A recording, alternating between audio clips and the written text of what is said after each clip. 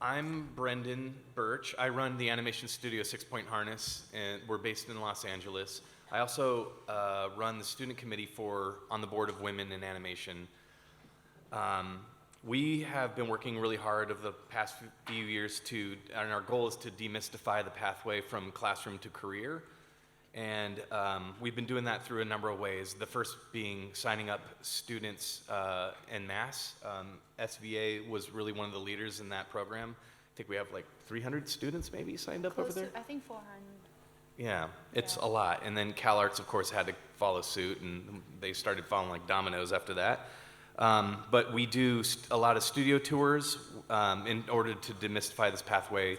We do job emails, mentorship, programming, screenings. We have our own scholarship program. So we're working hard.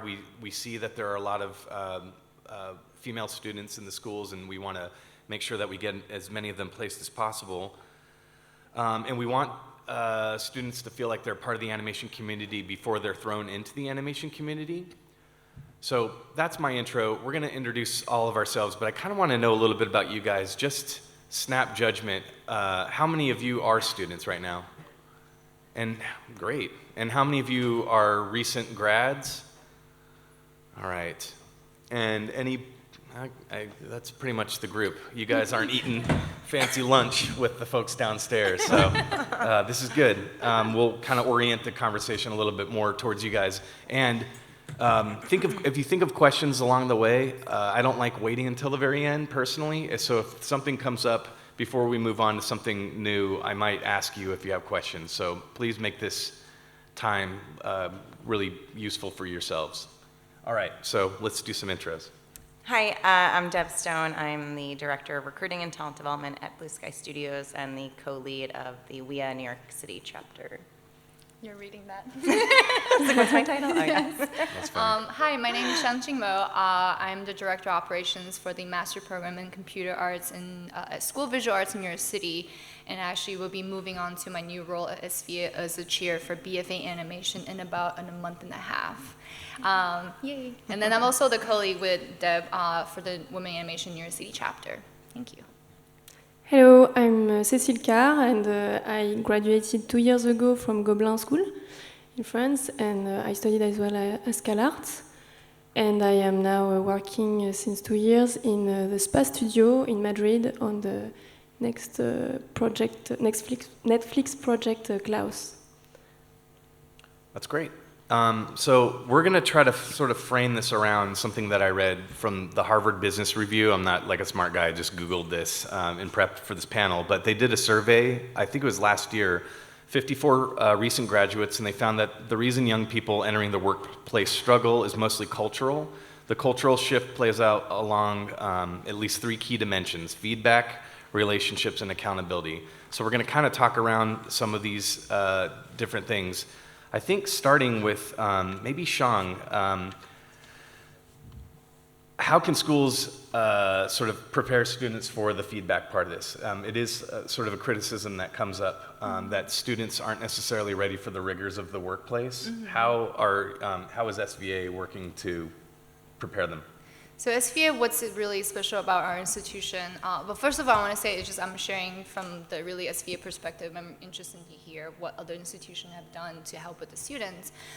So back to the question, what SVA have done is our entire faculty body is industry professional. So we're bringing the industry standard directly to the classroom.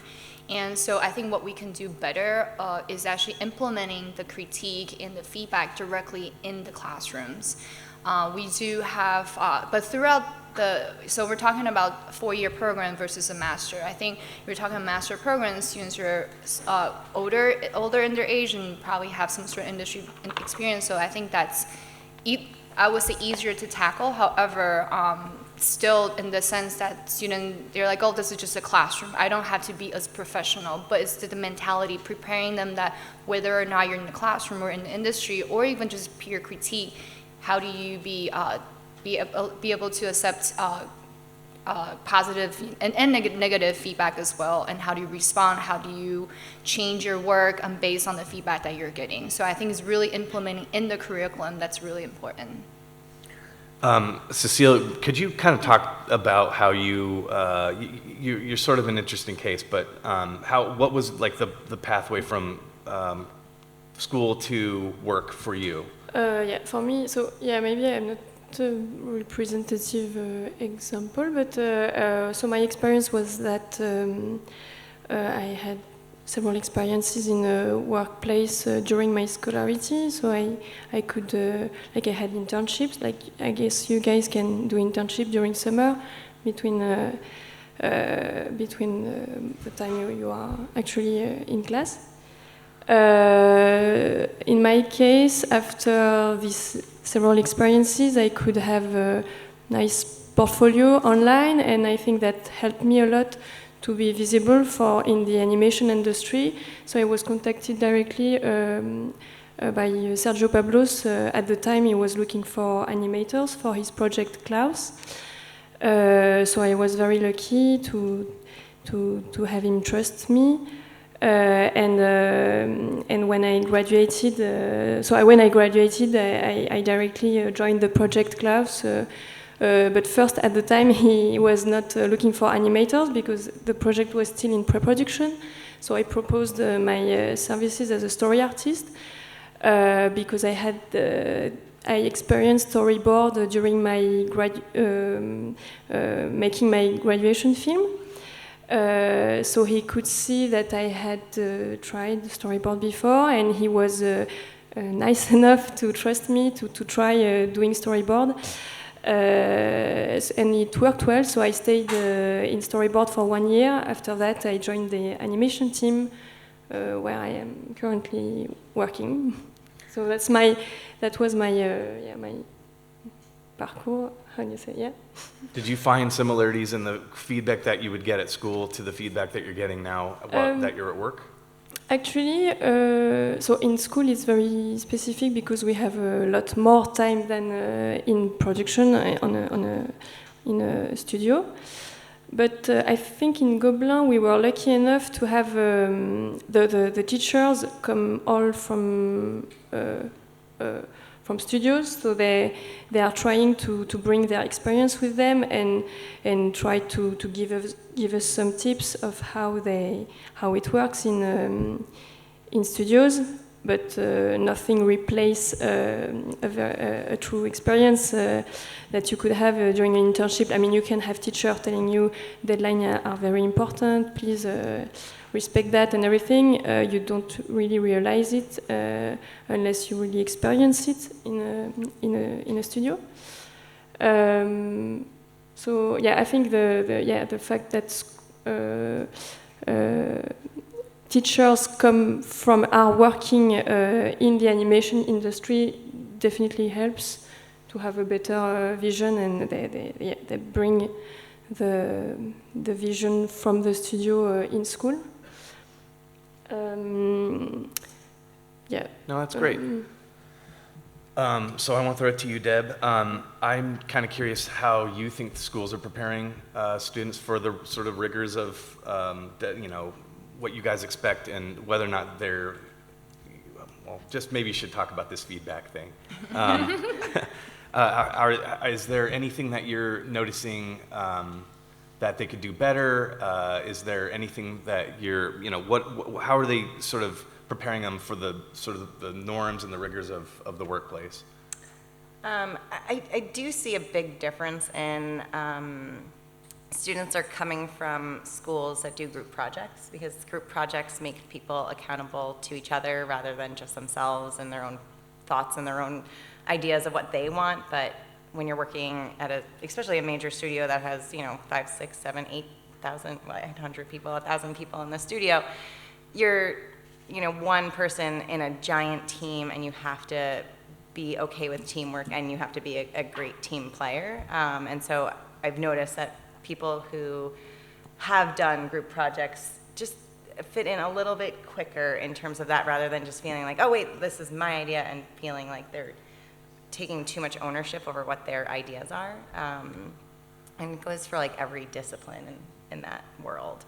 So What about students who come from schools who don't do group projects, like more individual films, like I've got to make my film? Do you notice a difference between the two? I mean, if I'm just generalizing, Sure. I could see where someone would be, especially like in a storyboard role or something where, they're a story artists and they're trying to iterate different ideas, and the director just wants to know, like, give me like 5 ideas for this one idea. And if someone doesn't have the experience of kind of iterating like that, they may get stuck and may want to hold on to that one idea where the director's like, I need more, I need help, come on, let's move this along.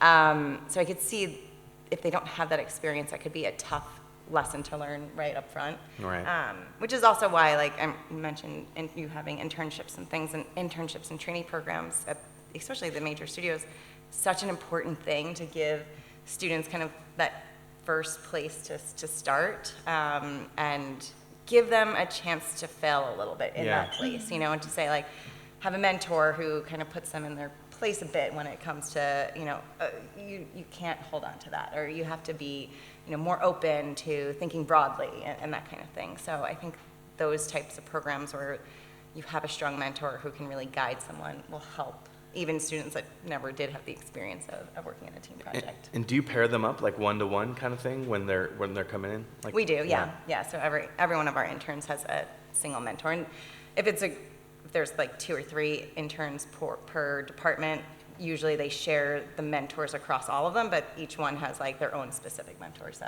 they have ownership over someone. But You mentioned internships. I don't want to focus too much on you, right? I want to move it around, but how do your guys' internships work at Blue Sky? in what regard? Just, do you have like a program? Is it something where, is there sort of a standardized thing when people come in and, they do the same amount of, the same kind of thing, right when they come in? Like at 6 Point, for example, like we kind of have a weird thing where we just put everybody in front of the computer and teach them the tools that we want. It's like, here's the manual and how we use Harmony, and here's how we use this tool, and we sort of leave them alone for the first week just to let them kind of be. Yeah. Yeah. Do you?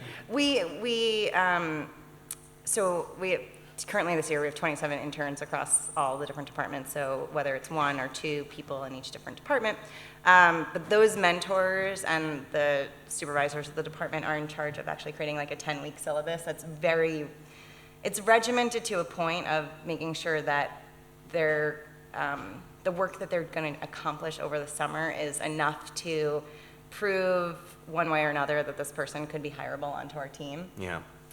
So, I mean, it depends on the department too. Like animation does a lot of tests to get them to where they want them to be, versus some of the departments that are more asset-based might do stuff that's actually on the movie that we're working on, if they are able to actually get to that point. But yeah, it's very specific of like what they're going to be working on week to week, and then maybe a little broad in, well, it might take them a little bit longer, or towards the end, since they've done a lot of this stuff already, we may open it up to letting them choose what they want to do at the end. Again, it varies by the department, but it's at least within a 10-week window. Each week is set up for certain goals. Okay. Shang, I'm kind of curious how much feedback you guys get from some of your early graduates, or do you guys have any sort of processes in place to sort of know what's working and what's not working in terms of, students who are being placed? Mm-hmm. We actually, so SVA, we have a career development office that's really serves the entire college from all across, I believe, 32 different programs, and they will do a survey a year, I believe, after they graduate. I'm looking at Angie. A year after they graduate, they will do a survey on, where they are in their career after school, and, how their path going to where they are currently and where they want to be. But then a lot of things also fall into the individual as an educator, that we have direct relationship with the alumni, that they will contact us and then say, oh, I've moved on from one job to another.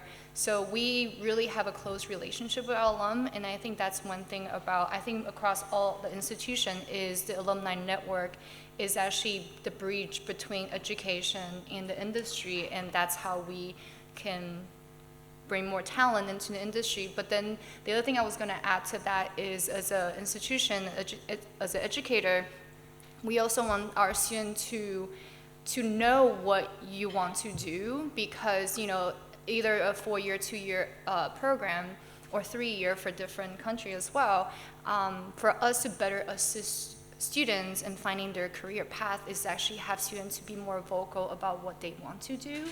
And obviously we all have gone through the transition from, you know, not knowing what you want to do, I really want to do this, but there's also other opportunity, where should I go? I think we all go through that, but the fact that being open and being vocal about what your questions are and ask for help, and like that mentioned, that not being afraid of failures and mistakes and learn from that is really important. Then us as educators then work with industry closely, then can help you find that path. You went to Gobelin, and did you do a semester at CalArts? Yes, I did. What were some of like the big differences that you sort of noticed, and even like internationally, I think culturally it'd be interesting to hear. Well, culturally, there is a big difference in terms of. I don't want to be negative in any way. I would say I felt more enthusiasm in United States, when in France maybe students are more afraid of expressing themselves. They are more afraid of being criticized. I mean, this is a very personal feeling. I don't want to make generalities, but this is my experience. And in terms of how the programs are made, and the big difference between Gobelin and CalArts is that in CalArts they do personal projects, when in Gobelin we mostly work with group projects. And I think both are very important. Group projects really help to get used to the profession. I mean, to get used to maybe workplace conditions when you will have to interact a lot with people, being very open to critiques, receive feedback, react, express yourself to someone else. And in the same time, the very good thing in doing a personal project is that you can really experiment and take more risks than if you are in a group where you rely on people rely on you, you rely on other people, you have responsibilities toward them. So this is less important when you do a personal project. So I think it's really important for the school to propose both types of exercise, but even group project doesn't replace an experience in a workplace, in a studio, obviously. So yeah, I would say it's the biggest difference between the two schools. And another thing I noticed. It's a cultural thing, maybe, I don't know. But I realized that in United States, teachers are very, very positive, very encouraging. So it can really motivate you and support you when you have hard times, when you need more motivation. It's really helpful for that. When in France, teacher will tend to insist more on the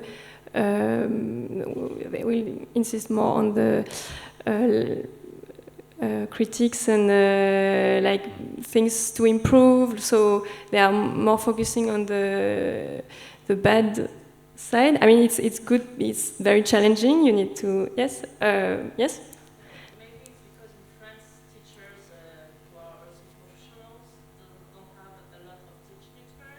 Maybe, yeah. They don't know how to teach a class. And we just are working with youngsters and students as we were already professionals. Do you want to turn that into a question?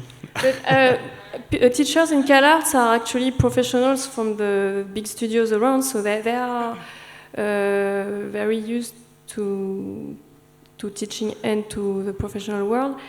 So I don't know. Which do you respond to better, though? Like, what worked better for you? I think it's really I was very lucky to have both, because I know some people, if you have a fragility, or if you're a bit insecure, I think it's really good to have that very positive support from the teacher. It can give you some confidence that, I mean, when you're an artist, you really need to believe to your project, to what you're doing, and having someone telling you, yes, it's great, you should continue, work hard, because you need to be involved in your work, you need to believe in it. So that support really helps you to have this energy to put in your project. So if you are this kind of person, you can react very well to the US culture, but maybe the French culture could be a bit tough, hard to support, and you could feel really bad and discouraged. But if you are someone who needs to be challenged and to see that you are very far from the goal and you need to continue working, you cannot rest at what you are at the level you are. I mean, you achieve something, but you need to work more. So the French culture brings you more the challenging part, I would say. But can I chime in on that? I feel like, you know, us in the States, I always want to give students a reality check, you know, and instead of just encouraging, like, oh yeah, it's great, you know, keep doing what you're doing, but also it's our responsibility to be honest with them. At the same time, I think it goes back to being, look at the student body as individual, and as a one person, what you prefer that works best for you. I don't think we can have one system applied to all. I think that will be unfair to a lot of different type of artists. How do you do that with as many students as you have? Like, how do you individualize somebody's, you know, experience? So you have to have a good faculty and staff body to support you. I think for my current job at MFA Computer Arts, we have 100 students and we have 8 staff members. And we also, along with 40 plus faculty, and really having a common goals across different level, and identifying student, whether or not this person's struggling or having an amazing time and getting into a festival, then we need to know all the news so we as educators then can better assist you, either helping you in any way possible. So it comes from all angles. Yeah.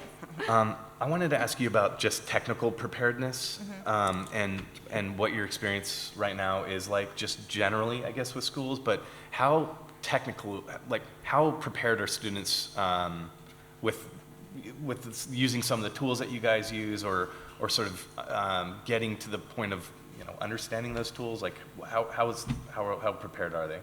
From a tool perspective, Blue Sky uses a lot of the standard off-the-shelf. You know, we customize once it's inside, but it's a lot of this, standard MIEUX and MIEUX and those kind of software. So most of the major schools that are teaching animation programs are teaching their students those skills. And then obviously we do have a few softwares that have been made internally. And we always tell students that it's all about their craft and the art that they're producing, because we can always teach someone, like if they know one tool, we can always teach them the other tool. We just need to know that they have the eye to get there. Yeah. So it's different when you're hiring a full-time person or a person that's going to do a run-of-show project, and you just need to get them in and get them going. Like if you want them to be doing effects and you want them to know, certain things like Houdini, then you're looking at hiring just someone who just can walk in and know that. But if you have the opportunity for training and mentorship with someone out of school, then again it's really about, are they artistically or technically like at a certain level that that they'll just take on that software and learn it from there. Right. And along the same lines, in school, how much of an emphasis was there on, did we get a little feedback? Technical tools that you were using, and like, was it useful to you? Was it helpful at all in transitioning out of school? Yeah, I mean, I think something that really helps Goblin students to adapt to the professional world is that with the group projects, we need to really tackle all the the steps of the production of a film. So we need I need to experience all the softwares and programs and techniques. I mean, they try us to experiment as much as possible, and we cannot really escape from doing every job involved in creating an animation film. So that helps a lot, and that helps a lot also to have a big picture of how a studio works. I mean, you can talk to every kind of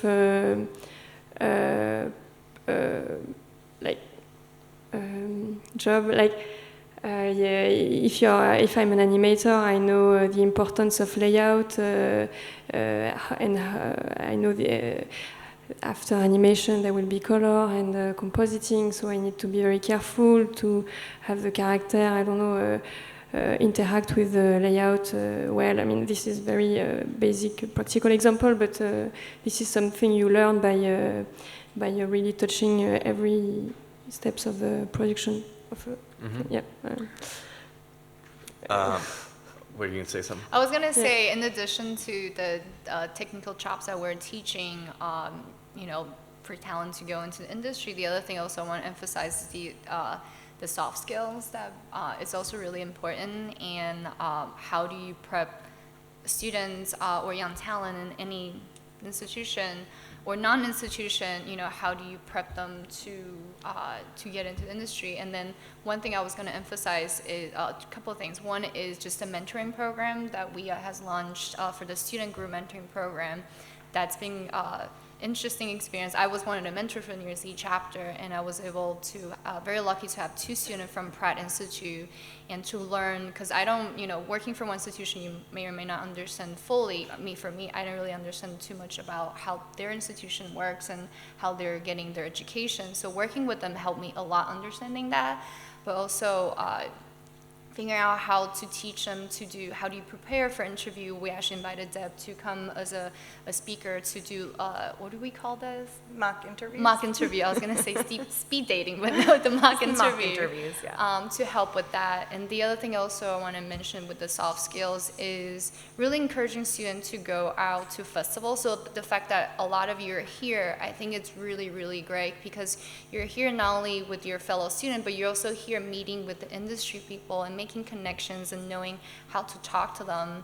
I think one thing we mentioned in our mock interview session was that for any hiring manager, they look at the talent. It's not just, they look at your work, they look at your creativity and your chops, but also they look at you as an individual to see whether or not you fit into the culture of they're in a studio. So they, every second they look at you, talk to you, they're evaluating that. Do you agree? Oh, yes. 100%. Yeah. Well, you might. Well, because usually, especially in the artistic disciplines, the first thing we're looking at is a portfolio or a reel. So once we get beyond that, it's, what's the personality here? Mm-hmm. So, you want to make sure that the person can take feedback and that they're going to be a team player. And so, the questions in an interview are a lot usually framed around that. Sometimes it's about workflow too, but, really to make sure that they're going to fit in the team, because I think as long as their skill level is at a certain point, then you need the personality to fit to continue to grow that person and groom that person in the right direction. Mm-hmm. And how deep do you go? I mean, we still get cover letters where there's no capitalized letters and commas instead of periods. I mean, honestly, for me, when I'm reading that, I'm like, there's no way I'm going to put this person in front of a machine. Mm-hmm. If they can't even, write a letter, or they can't sort of personalize their message to me, or just anything.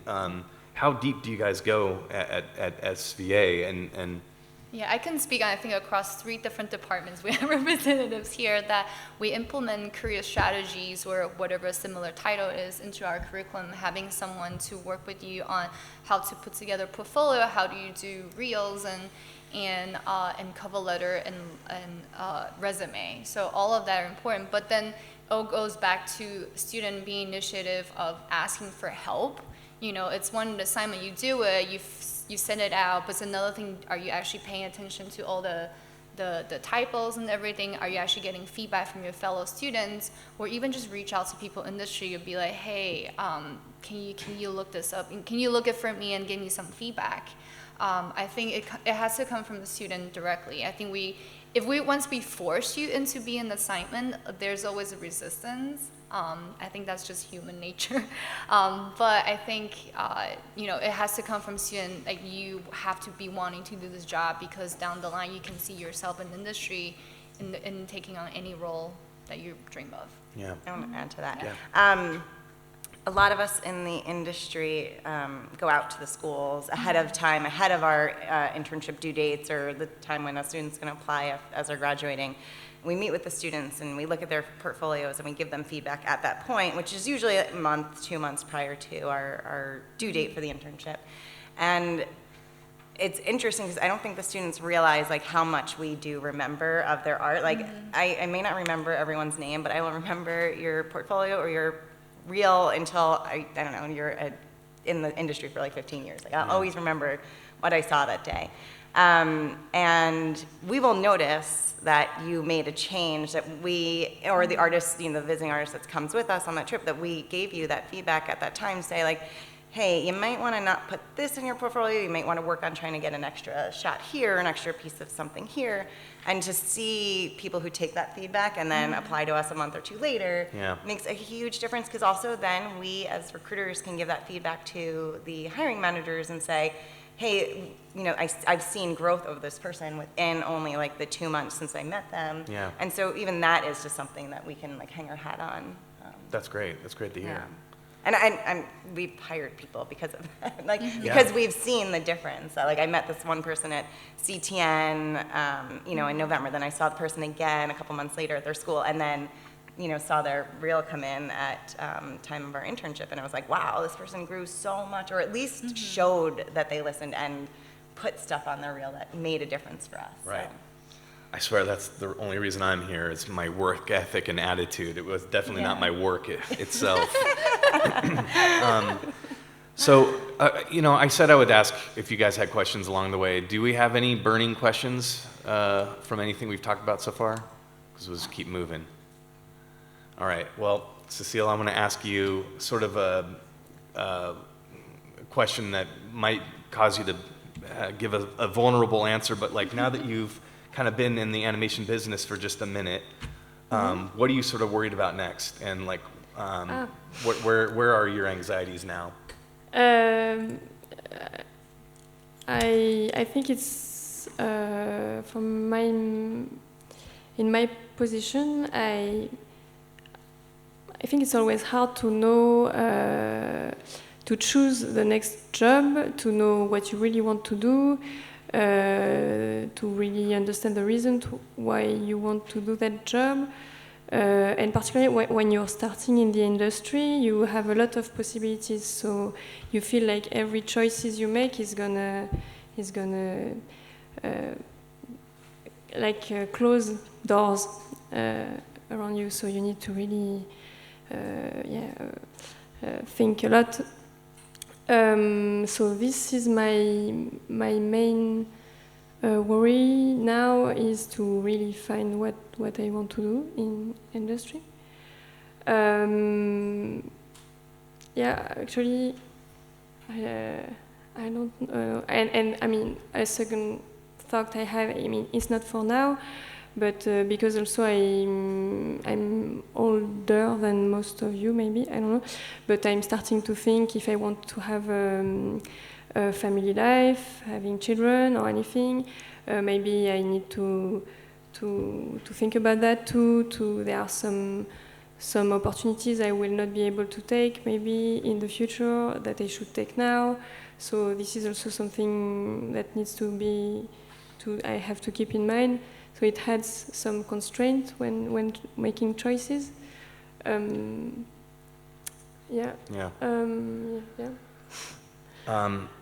I was going to ask you too, Shang, do you guys have a rise in international students applying, and how is that changing what you guys are doing? And I know I just sort of bounced to a whole other subject, but like, how has that changed what you guys are doing? And I was going to ask you this similarly. Are you guys recruiting more international talent. You know, there's often people talking about there being such a competition for talent right now. I think it'd be great to hear from two U.S. people what you're doing.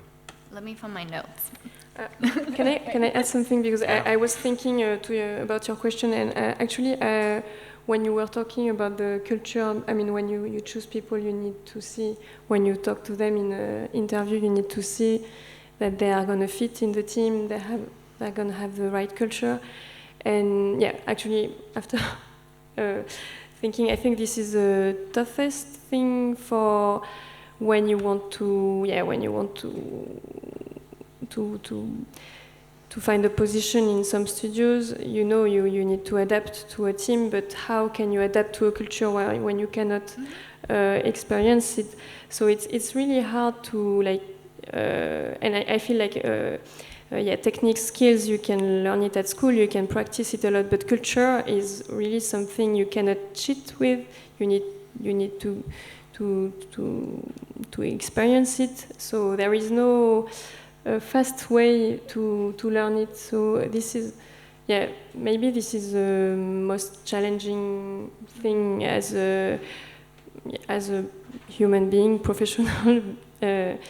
professionals, because and it's the same for why the reason also why there is not that many women in animation industry, because it's also a question of culture, to adapt to an environment. So this is a really important thing to keep in mind, that having a position in a studio is I don't know, the proportion is maybe 50% of skills and 50% of behavior and culture and all that.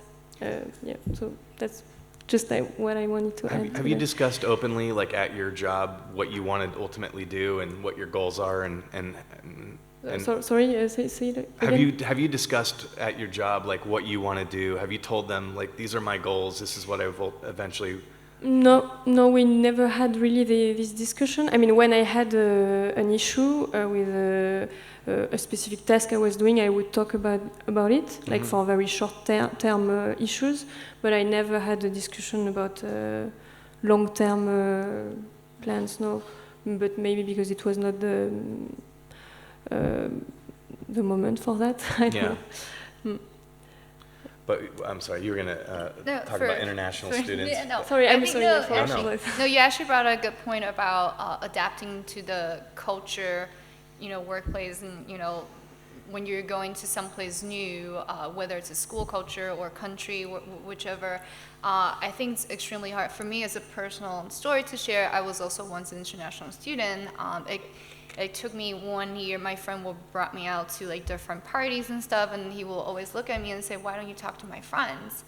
I mean, we both speak Mandarin at that moment. I was like, I can't, because I have to understand them first, be able to have a conversation. So it took me a while to even be where I am right now with English.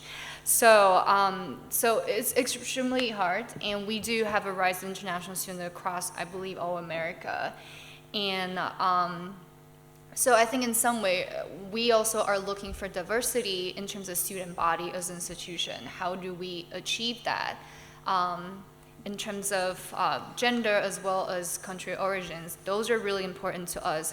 We still look at portfolio. That's the first thing we look at. But working with admissions office, really finding talent that people are really driven, that they want to come and study. That's the goal for us. And once you're in school, then our job comes in to actually figure out how we can guide you, again, a 4-year path, whether or not it's suitable. It might not apply for everyone, but you might start from 3D, then you halfway through, you're like, actually, I want to do 2D, and how do we work with these students and give them an option to navigate from one place to another? I think those are really important. And then also, I think I think for international students, what they're really good at is they already have a mentality, they're already out in their comfort zone, being in this other country, so they're driven in that sense. But also having the school to provide environment and different support groups to have people they can help out each other, that helps a lot. Please. So visas are its own headache for all of us, at least in the U.S. at the moment. And so, visas are definitely a case-by-case basis, but when a student is at a school in the U.S., that at least gives them a year to work professionally in the U.S. before, depending on the company they're at, they may be able to extend that a little bit. But even after that, then there's still a visa you have to apply for to keep them long-term, and that's becoming even more difficult. So my thoughts are, at least because there's one visa at least called the O1 visa, where if students at least can get their films, again, working on actual films, and get their films into awards and festivals and things like that, where they can start getting accolades and getting press and things like that, that helps build a case for them. Yeah. So I encourage anyone who really wants to get to the U.S. at some point to make sure that they're trying to follow those steps and get their films out in the world, because you have to build a case for each person and why that person deserves this job over someone that's in the U.S. And so the more special or outstanding that person is and the case that you can make for them, the better. So they take any opportunity you can to get press written about you or a project you've done, or again, like submitting yourself to festivals to win awards, to the Annie Awards, to the VES Awards, anything like that will help us help you. Can I steal the mic and actually I have a question for you too, and hopefully if any of you in the audience can chime in. So the question I have is something that it was a conversation that brought up when we visit one of the schools in New York City. As a woman in animation, we're trying to do school outreach, and one of the questions the student asked, we really don't have an answer. I don't think there's any perfect answer, but students are asking, when they're going into interview or in the work environment, they already have a position in the studio and they're confronted with a conflict, whether or not it's harassment or anything. How do they deal with a situation like that? Do they just say no right away and walk away because they're also might lose their jobs? And who do they go and talk to? Do you have any advice on that? I know it's a difficult question, sorry. It's a case-by-case thing, I know. We're a smallish studio, and we have a pretty open door policy. There are a number of people they can come and talk to, and we'll take care of the situation for them. If it just depends on what it is, But were you going to answer that? At least at a major company studio, you should have a supportive HR department that that's where you really should go, because sometimes of course, you want to go to your supervisor potentially, and that might be the best case for a certain scenario. It might be the worst case for a certain scenario, but your HR team should be supportive and should be a safe place for anyone, so. Tuition costs are rising everywhere, it sounds like, and it's a real problem. And I'm just kind of curious what you think, what kind of problems this is causing, and how it's affecting diversity in terms of who's coming into schools, and then obviously who's coming out of them. Another really loaded question. It's a loaded question for sure, but yeah, I mean, when at least in the U.S., most of the top schools are private. So you're looking at, anywhere between $30,000 to $60,000 a year. And so then you're cutting off your, people who can't afford to go to a school like that. So, then it's what are either the large companies doing to support sponsorships and scholarships and things like that? What are the schools doing to bring people in that can't afford to go to their school? And I think that's a universal socioeconomical issue that we have in the industry right now, because it's a constant conversation of bringing people in from diverse backgrounds, but if those diverse backgrounds aren't going to those schools, then where's your pool? I know, your pool of candidates is limited when you're only getting so many people. I thought it was really smart in the USC study this morning for them to point out people of color and where they fell into these statistics, and I can't help but wonder, we have 65% of animation students are women, how that's affected, and how we're going to have more people of color as part of our business, starting sort of at the ground level, the school level. One advice I can give it to students is that don't be afraid to ask either scholarship or any opportunities, because if you just sit back and you're in front of your computer and thinking someone will discover me one day, Yes, someone will discover you one day, only if you put yourself out there, whether it's social media or in person. You know, we at SVA, we're really fortunate that we do support talent with scholarship, and we do have some sort of freedom to, I mean, within limited range, we do have freedom to really diversify the talent that we're bringing in.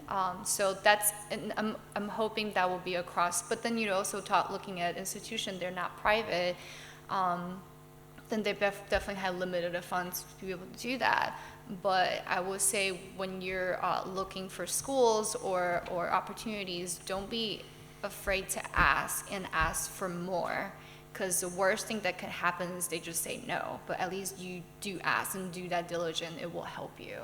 It's actually really true. I went to CalArts a long time ago, and I remember just going into, it was a guy named Frank Terry at the time, saying, hey, do you guys have more money for scholarships? He's like, yeah, sure, what do you need? I'm not kidding. And then every semester after that, I would come in, he was like, what do you want? How much do you need? I'm like, I don't know, what do you guys have? But no, I don't mean to be cute about it, but it is literally just a matter of asking sometimes. I think students put these people and these companies and even their schools on a pedestal that it's really just a bunch of individual people trying to figure out how to help each other. And sometimes if you don't know what the person needs, they can't really help you. Yeah, but also I was going to follow up with, you know, in terms of studio also, is probably talk to your supervisor and what you want to do in the future. Be vocal about it and people will help you. But the other thing is the fact that you're asking for more, also don't be diligent and really create good work. You know, it's one thing you're asking, but the other thing that are you actually producing, also giving back. And once you graduate, how do you go back and give it back to the community too? So many steps instead of just asking too. Yeah. We have 5 minutes left. Is this been, oh great, we have a question. Is this, okay. It's more for students, really. Obviously, internships are great, but the financial burden is also great when you go to a city like London, I'm sure New York. So, Cecile, does that influence where you do your internship? And also, do you think that studios should be doing more to support the students financially? To do more, sorry? Do you think the studios should be doing more for students to support them financially in order for them to do an internship in a very expensive city? Yeah, I mean, obviously, of course, obviously, the studios should give the student a way to support their living in the city, at least during the internship. I didn't have a problem personally because I was doing my internship in Paris. I was living in Paris, so it was not a problem for me. But I think it goes with the cost of the studies. It's a support that every people from the industry should try to give more to equalize the chances for everyone. But I totally agree. Sorry, did I answer the question? I'm not sure. Is there something else? Yeah, the other one was, does it influence your decision on where you go? Did it influence? Actually, no. I mean, it depending on the studio. If it's a great opportunity and I need to spend a lot of money. I mean, if I know in the future I'm gonna have a feedback from it and I need a sacrifice in the present, I would do the sacrifice. I think. But also, if you have a great opportunity, maybe it's worth the sacrifice. But think also that any opportunity is, sometimes, for a studio, for a 2 months internship, I don't know, I mean, what I want to say is every experience is good to take. And even if you don't have the experience in the big studios, you're gonna learn a lot for sure. And maybe it's even better because if you are in a smaller studio, you can see other aspects, maybe have more responsibilities. So yeah, just to be positive. Any whatever the opportunities you have, you're gonna have a lot to learn from it, and it's gonna be very enriching, hopefully. We have time for one more. Has this been helpful, students? All right.